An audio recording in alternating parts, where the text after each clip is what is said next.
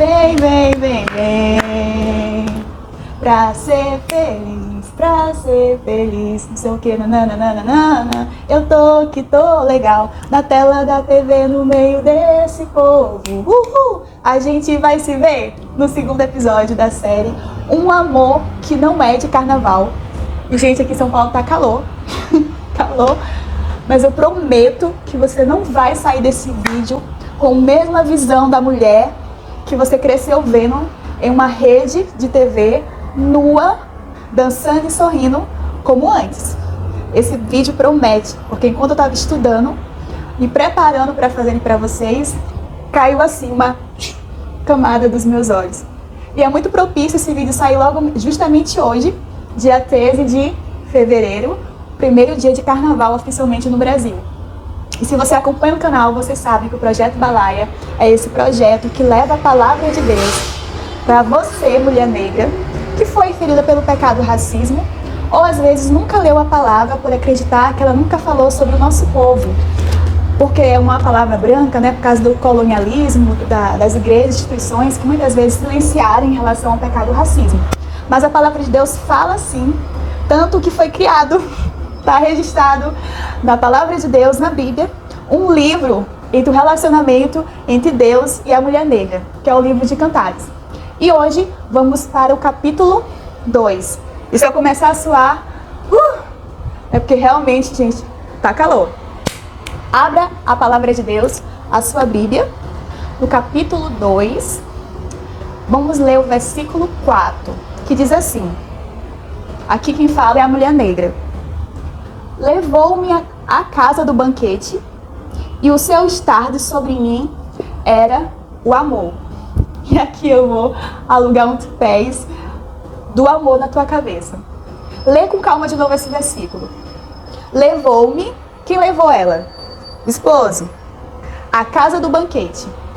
A casa do banquete, na antiguidade aqui, era um espaço de nobreza, onde só as pessoas importantes, as pessoas que tinham reconhecimento para a sociedade, as pessoas que eram glorificadas na sociedade, comparecia. É como se fosse o baile dos grandes ricos, dos grandes poderosos, que só a elite frequenta. Então o noivo levou essa mulher negra para esse banquete. E quando chegou nesse banquete, ele colocou nela uma bandeira. Uma bandeira que significa que ela pertencia a ele, que ela é dele, estava sob a sua proteção, sobre o seu cuidado. Ela era a sua noiva, a sua amada. Aqui vamos lá. Quando falamos em bandeira, quando falamos em palco, vemos muitas vezes, eu quero que você feche os olhos comigo, e imagine você na sua sala, ligando o canal de TV, em um canal muito específico, em que várias escolas, eu acho que é uma escola de samba, vamos lá, escola de samba, escola de carnaval, eu lembro de um nome, Beija-Flor, mas não tenho nada contra, foi o nome que eu lembrei. Tem várias lá, chegando, e chega aquelas mulheres lindas, né, com uma bandeira, sambando, dançando, dananã, ali elas estão levantando uma bandeira, certo? E elas estão defendendo, e aquela bandeira, ela simboliza a identidade. Qual escola de samba ela está representando? Qual música aquela escola de samba está defendendo? Qual teologia, qual teoria social ela está criticando? Ou quem sabe está pregando daquela dança, naquele enredo? Porque se você conhece um pouco de samba, um pouco de carnaval, você sabe que as escolas de samba, quando elas vão fazer o desfile, tem todo um enredo, né? Alguns eles utilizam para criticar. Salvo engano, foi no ano passado, teve uma escola de samba que criticou a polícia militar. Teve uma escola de samba que criticou a polícia militar, então ela utilizou aquele espaço para criticar uma instituição. Alguns enredos são para criticar religiões, né? Nós sabemos que teve uma vez que até um raio caiu em cima de uma dança que estava acontecendo. Então, tem um enredo, ali tem uma história, ali tem uma ideologia, tem algo que está sendo pregado, não é só samba, não é só dança, não é só escolas, entendeu? Então, quando a mulher negra, né, ela chega lá segurando aquela bandeira, Ela está falando de qual identidade ela pertence, quem está protegendo ela, quais são os deuses, porque existe toda uma religião, toda uma espiritualidade ali, e nós sabemos que não é coisa da cabeça da autista. Então ela chega lá e levanta aquela bandeira. E lembrando que não estamos criticando o carnaval, não. Eu quero que você que assiste o canal comece a pensar. Pensa porque o passado, já dizia o grande Cazuza na canção, eu vejo o futuro repetir o passado e eu vejo um museu de grandes novidades. O tempo não para. E essa música é muito real, porque tá lá a mulher negra levantando a bandeira, dançando, seminua, né? Que nunca cresceu vendo a Globeleza, literalmente nua, né? E isso tem um propósito espiritual e político. Quando vimos aqui no versículo 4, deixamos essa imagem aí do carnaval de lado, vemos que o nosso Deus, ele pega essa mulher negra e não leva para qualquer palco, não leva para qualquer passarela. Ele leva ela para um lugar de honra. E quando chega lá, ela não precisa levantar a bandeira dizendo que ela pertence a alguém, que ela está identificando uma ideologia, que ela está identificando uma religião. Não. Ele próprio coloca a bandeira sobre ela e fala: você é minha, eu te protejo, você não está sozinha, ninguém toca nela. Então aqui, em Cantares, temos um cuidado, um zelo, uma proteção sobre a mulher negra. Ela não é para ser observada, ela não é para ser aplaudida enquanto samba, ela é para ser protegida. E uma bandeira é colocada em cima dela para proteger. Dando uma pausa aqui na questão bíblica, vamos para a questão histórica, sociológica, que aqui estudamos um pouco de tudo para abrir a tua visão sobre o carnaval. No ano de 1800, quando começou o mercado de pessoas escravas, você sabia que os homens, né, os homens negros que eram vendidos, eles tinham uma pecinha de roupa ali para disfarçar, né? Olhava-se os dentes, se estavam em boa condição, os músculos, olhava-se a juventude, quanto mais jovem, mais tempo de produção, vai pensando, beleza. Quando você vai para as mulheres negras, e aqui eu vou juntar uma gravura, eu escrevi o nome do pintor, é o Henri Eckel, e essa gravura é de 1822. As mulheres negras, em especial nos portos de Valongo, no Rio de Janeiro e em Salvador, elas no porto chegavam e a primeira coisa que os homens brancos faziam era tirar a roupa dela. Deixava ela literalmente nua para ver o tamanho dos seios, a perna, para ver se tinha algum detalhe. Porque ela ia ser vendida não apenas para cuidar da casa, ela ia ser vendida para ser, você sabe. Então ali, naquele mercado de mulheres negras, eles faziam questão de expor ela nua. Estamos falando do Brasil colônia, que se estendeu para a época do Império, essa venda de escravizados, e essa mulher negra era exposta, assim, de forma proposital, porque eles compravam ela já com o intuito de satisfação sexual. Eu vejo o futuro repetir o passado. Ali, ela não tinha como resistir. Ela era apenas um objeto.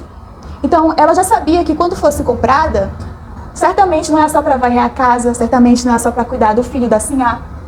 E eu vou fazer você refletir um pouco mais. No Brasil colônia surgiu uma coisa chamada divisão de mulheres. A mulher privada, que normalmente era branca, que ia à igreja, que tinha filhos brancos, que ficava dentro de casa, e a mulher pública, que era aquela que ficava nua no meio da rua. É aquela que as pessoas, os homens, tinham o direito de abusá-las para satisfazer o seu desejo. Eu vejo o futuro repetir o passado, eu vejo um museu de grandes novidades aqui. E você? Porque se você não for parar para refletir a questão histórica, bíblica, sociológica, você vai entrar nessa modinha e achar que é diversão, e achar que é empoderamento. Não é à toa que uma grande rede de TV, que eu não vou citar nomes, nos ensinou desde pequena a ver não uma mulher branca sambando nua na TV, mas sim uma mulher negra, e mostrar isso como uma forma de empoderamento. Mas que empoderamento é esse que repete o passado da escravidão, que repete a desvalorização do seu corpo como o templo do Espírito Santo. Então aqui o carnaval, não ir para o carnaval, mulher negra, é um ato político, primeiramente, porque você está falando, eu não vou reproduzir esse Brasil colônia no meu corpo, não vou deixar isso ser reproduzido na vida da minha filha, acabou essa palhaçada, mas também é um ato de coragem espiritual. Porque eu quero ir um pouco mais fundo aqui e talvez eu toque na ferida de algumas religiões, mas tá tudo bem, porque nós não temos aqui nenhuma religião, a gente fala da palavra de Deus. Que religião é essa, que eu não vou citar nomes, que prega que isso é empoderamento feminino negro? Se no tempo da escravidão, nossas irmãs eram vendidas justamente para perpetuar a escravidão, né? Como vamos naturalizar isso e dizer que isso é fé? Parei que eu não quero ser processada, mas reflita. Chegamos aqui, continuando o contexto sociológico, depois do Brasil Império, já que mais recentemente, aqui é uma aula de história, calma, o meu lado nerd saiu, vamos lá. Teve uma época no Brasil que, para fomentar a questão de vir pessoas brancas, americanas para o nosso país, homens brancos, as redes, não foi só uma, de televisão, começaram a vender mulheres, né, no carnaval, nuas, para que americanos viessem, que foi chamada hipersexualização. Então, muitos americanos vêm no carnaval, e eles não vêm porque o carnaval é legal. Não. É fruto dessa cultura de acessibilidade do corpo negro. Eu vou falar pra vocês, domingo eu tava linda, com minha saia aqui longa, com a blusa colorida, tinha acabado de sair da igreja, e fui comer alguma coisa, porque quando eu saio da igreja eu saio praticamente assim, morta de fome, assim, não tá na minha frente que eu quero comer, eu sou magra de ruim. E eu tava andando ali, aqui mesmo, nem é carnaval, tá? Vamos lá. Tava indo comprar minha comida, minha feijoadinha, né? Minha carne assadinha. E lá vem um gringo. E ele já vem assim. Não nem fala inglês. Good morning. E já queria colocar as patas em cima de mim. E eu, tá amarrado em nome de Jesus. Mas veja só, mulher negra. Ele não me conhece, eu não tava vestida pra falar assim, nossa, vem, toque em mim que eu tô nessa vibe. Mas se você for criticar e você for ter uma visão aberta, você vê que tudo isso é reflexo de uma cultura que é vendida há milhares e milhares de anos, de que uma mulher negra sozinha na rua, eu posso chegar e colocar a mão em cima porque estamos perto do carnaval. E se é carnaval, eu até evito sair na rua, porque se chega perto de mim, eu esqueço até que eu sou crente, pego um pedaço de pau e rebolo na pessoa. O Espírito Santo está trabalhando isso em mim. Amém? Mas vamos lá. Temos aqui algo que é proposital. Mas vamos lá, voltando aqui para o livro de Cantares. Enquanto o carnaval, enquanto a sociedade, ela prega isso, né, sobre nós, sobre o nosso corpo, o nosso Deus nos leva para um banquete. E se você ver um pouco mais aqui no versículo 7, fala assim, como terminando, que eu acho que eu vou derreter esse no final da aula. No versículo 7. Conjuro-vos, ó filhas de Jerusalém, pelas gazelas e servas do campo, que não acordeis, nem desperteis o meu amor, até que ele queira. Vamos lá. Aqui é a mulher negra sulamita, falando pra mim e pra você, que apesar de tudo isso que eu falei pra vocês, o nosso Deus, ele não quer que nós saiamos despertando o amor, o desejo, até o tempo certo. Porque assim, empoderamento, você às vezes nem quer, você às vezes não está nem pronta emocionalmente e espiritualmente para ter aquela troca. O tempo certo, Deus respeita. E a pessoa que é certa para você vai respeitar, porque ela não vai ver você apenas como uma glow beleza, apenas como um corpo. Não, vai ver você como um ser humano. E um ser humano tem alma, tem corpo, tem mente, tem intelecto, tem hobbies, tem frescuras, tem mau humor. Então, há um tempo de amadurecimento para o amor. Há um tempo que a Bíblia fala, há tempo para todas as coisas. E o que o carnaval faz? Quem mexe com magia oculta sabe disso. O carnaval tem uma energia sexual. A energia sexual é a energia mais forte que tem para os espíritos. Porque ela tem suor, tem troca de lasciva, de língua, tem libido. Então ali, os espíritos imundos, né, se aproveitam disso. Quem é de alguma religião, que eu não vou citar o nome, sabe que no carnaval é aberto um portal que espíritos que eles nem conhecem, que estão amarrados há muito tempo, fica aí, solto. Então quem mexe mesmo com essas coisas nem vai pro carnaval. Aí você, mulher negra, historicamente marginalizada, que foi vendida em praça pública, que é vendida na rede nacional como um objeto, vai lá desprotegida achando que essa é uma festa. Deixa de ser boba, deixa de ser infantil, deixa de ser ingênua, né? Então, utilizando o seu corpo para fazer rituais, né? Rituais que não vão valorizar você, que não vão valorizar a tua alma. Acorda, mulher negra, acorda. E veja aqui, o que o noivo fala para você aqui, para encerrar o vídeo. O meu amado fala e me diz, levanta-te, meu amor. Nossa, como ele é carinhoso, o taquei foi o pau em você. Formosa minha, e vem. Ele tá te chamando para lá? Não, ele tá te chamando para o banquete. Vem para o banquete. Porque eis que passou o inverno, a chuva cessou e se foi. Aparecem as flores na terra, o tempo de cantar chegou. E a voz da rola ouve-se em nossa terra. A figueira já deu seus figos verdes e as vides em flor exalam seu aroma. Levanta-te, meu amor, formosa minha, e vem.